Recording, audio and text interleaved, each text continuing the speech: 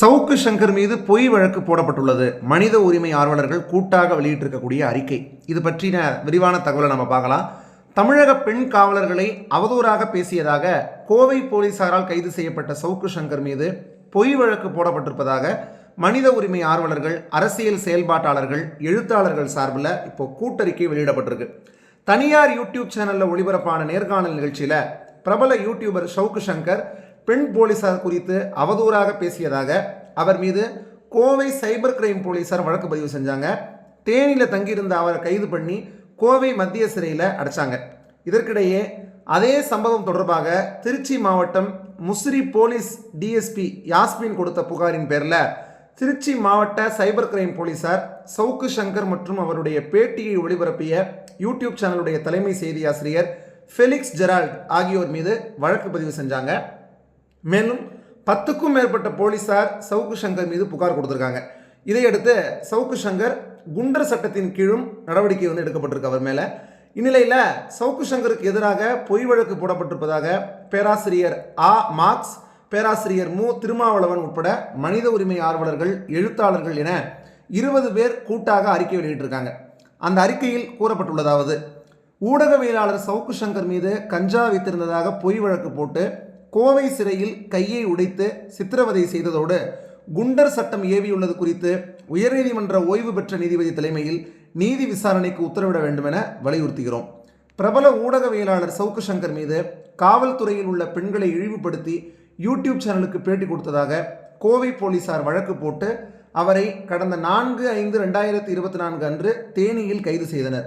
பின்னர் அவர் தனது வாகனத்தில் 500 கிராம் கஞ்சா வைத்திருந்ததாக பொய் வழக்கு போட்டுள்ளனர்.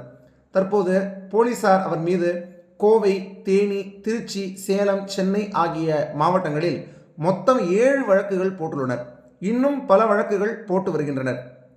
கோவை மத்திய சிறையில் அடைக்கப்பட்டிருந்த சவுக்கு சங்கர் மீது 10க்கும் மேற்பட்ட சிறை காவலர்கள் இருட்டு அறையில் அடைத்து தாக்கி சித்திரவதை செய்துள்ளனர்.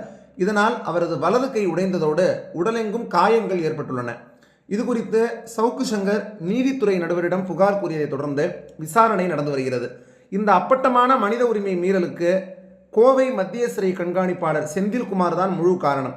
இது குறித்து நீதிமன்றத்திற்கு அழைத்து வந்தபோது கோவை சிறையில் தனது உயிருக்கு ஆபத்து என்றும் சிறை கண்காணிப்பாளர் செந்தில்குமார் தன்னை தாக்கி கையை உடைத்தார் எனவும் சவுக்கு சங்கர் கூறியுள்ளார். தூத்துக்குடி துப்பாக்கிச்சூடு, கள்ளக்குறிச்சி மாணவி ஸ்ரீமதி மரணம் போன்றவற்றில் சவுக்கு சங்கர் அரசுக்கும் காவல்துறைக்கும் பள்ளி நிர்வாகத்திற்கும் வெளிப்படையாக ஆதரவாக செயல்பட்டது கடுமையாக கண்டிக்கத்தக்கது.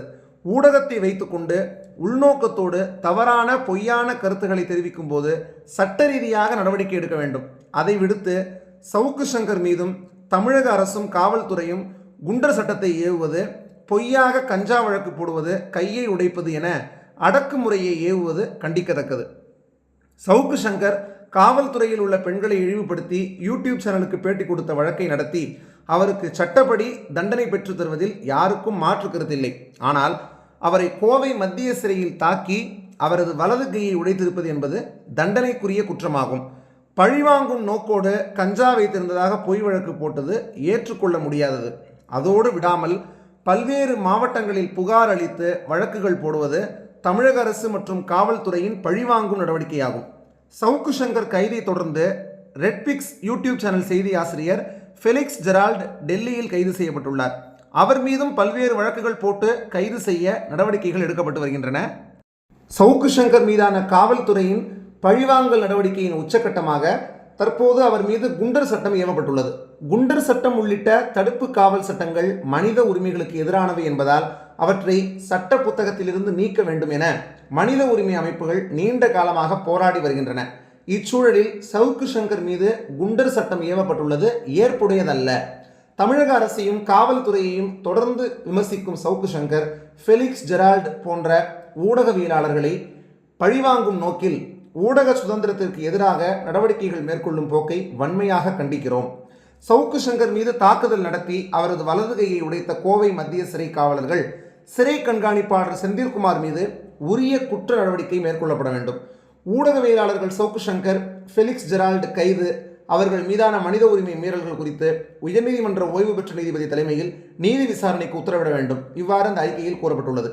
பேராசிரியர் மார்க்ஸ், எழுத்தாளர் மனித உரிமை செயல்பாட்டாளர் SV ராசதுரை, எழுத்தாளர் மனித உரிமை செயல்பாட்டாளர் தியாகு, தலைவர் தமிழ் தேசிய விடுதலை இயக்கம் ஹென்றி திபேன், மக்கள் கண்காணிப்பகத்தினுடைய இயக்குநராகிய சுப உதயகுமாரன், பச்சை தமிழகம் கட்சியினுடைய தலைவர் பேராசிரியர் இரா முரளி, அது மாதிரி மக்கள் சிவில் உரிமை கழகத்தினுடைய அகில இந்திய துணைத் தலைவர் போ ரத்தினம், மூத்த வழக்கறிஞர் பேராசிரியர் பிரபா கல்விமணி, அதுபோல் பழங்குடி இருளர் பாதுகாப்பு சங்கத்தினுடைய ஒருங்கிணைப்பாளர், இவங்க எல்லாருமே மொத்தம் கிட்டத்தட்ட 20 பேர் சேர்ந்த அறிக்கையில் கூட்டாக தங்களுடைய கருத்துக்களை தெரிவித்து இந்த அறிக்கையை வெளியிட்டிருக்காங்க.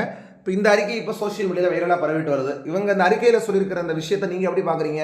இது பற்றி உங்களுடைய கருத்துக்கள் என்ன அப்படிங்கிறத மறக்காமல் கீழே உள்ள கமெண்ட் செக்ஷனில் தெரிவிங்க. மேலும் இந்த வீடியோ உங்களுக்கு பிடிச்சிருந்தா லைக், ஷேர் மற்றும் சப்ஸ்கிரைப் பண்ணுங்கள். இது மாதிரி தொடர்ந்து பல தகவல்களை தெரிந்து கொள்ள நம்ம சேனலை சப்ஸ்கிரைப் பண்ணிட்டு பக்கத்தில் வர பெல் சிம்பலை கிளிக் பண்ணுங்கள். நன்றி.